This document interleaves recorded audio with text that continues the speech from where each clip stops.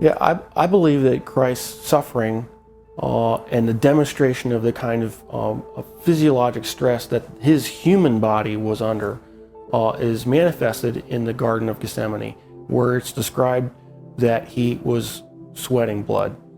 And there is a well-documented medical condition in which patients who are under tremendous amount of emotional stress and physiological stress can in fact sweat blood, because little blood vessels within the glands burst and then the blood is expressed.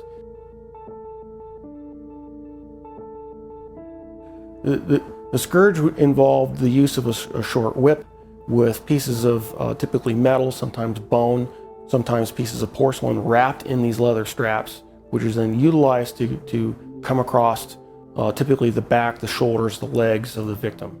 And the first few passes across a particular body part would tear through the skin, the fat, but eventually, once the outer layers were torn away, it would start getting in the muscle and the tendon. And of course, along the way, you're ripping through all the blood vessels that supply all those tissues. And so you're losing blood the whole time.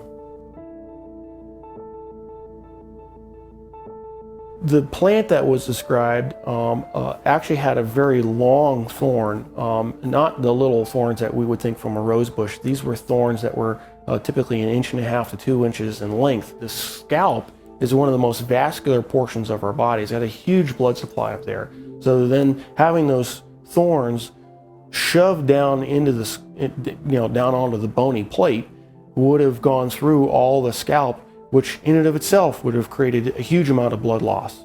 I've seen people actually bleed to death from just a scalp injury. So it's not a small injury to have, who knows, dozens of these things shoved into your scalp. And so that would have caused more blood loss.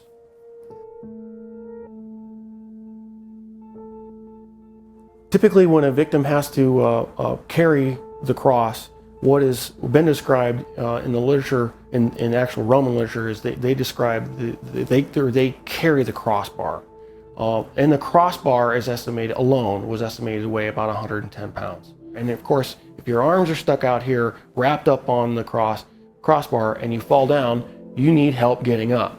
You just can't get up on your own, because there's no possible way without your arms to get up. So he would have needed help getting up. If he fell over, there's a good chance that he could have hit his chest, which then could account for the possibility of a cardiac injury.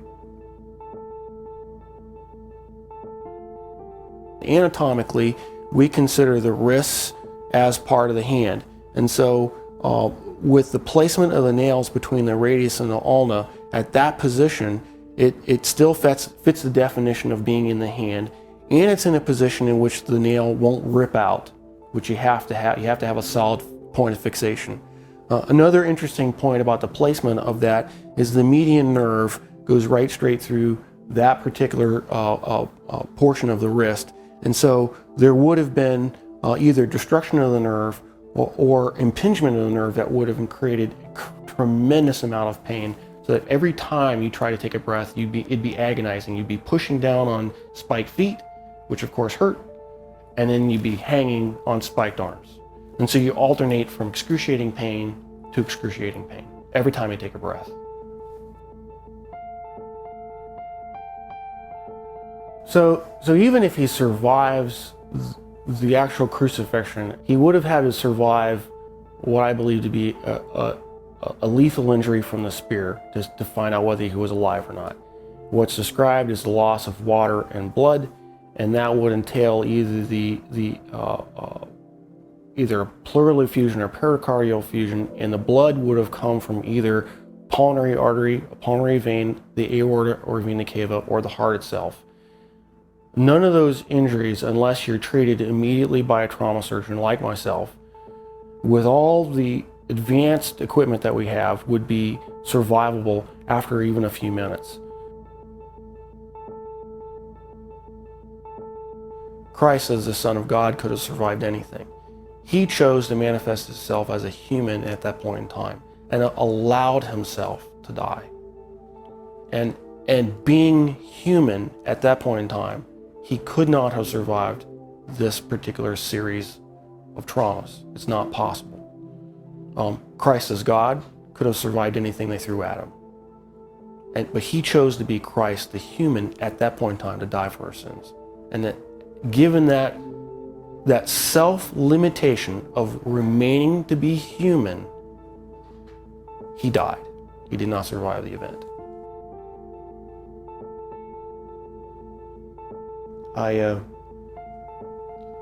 I'm profoundly impacted by it. Because I realized the price that he paid was something I would never be willing to do for probably anybody.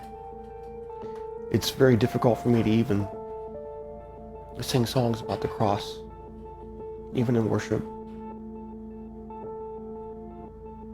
Because I truly do understand what he paid, the price that he paid.